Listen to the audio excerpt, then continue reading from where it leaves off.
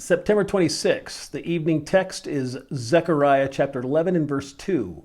Howl, fir tree, for the cedar is fallen. Here's Spurgeon. When in the forest there is heard the crash of a falling oak, it is a sign that the woodsman is abroad, and every tree in the whole company may tremble lest tomorrow the sharp edge of the axe should find it out. We are all like trees marked for the axe, and the fall of one should remind us that for everyone, whether great as the cedar or humble as the fir, the appointed hour is quickly moving towards us.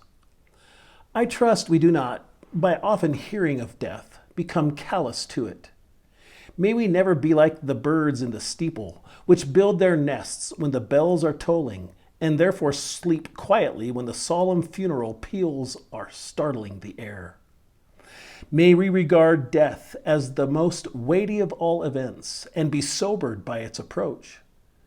It ill behooves us to sport while our eternal destiny hangs on a thread. The sword is out of its scabbard.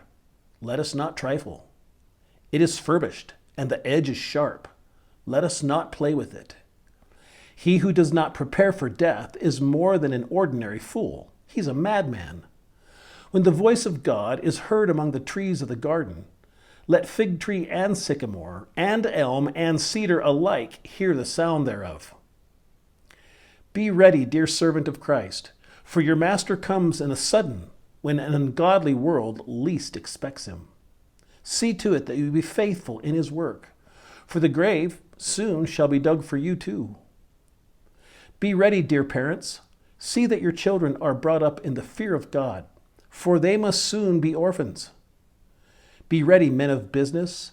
Take care that your affairs are correct, and that you serve God with all your hearts, for the days of your terrestrial service will soon be ended, and you will be called to give account for the deeds done in the body, whether they be good or whether they be evil.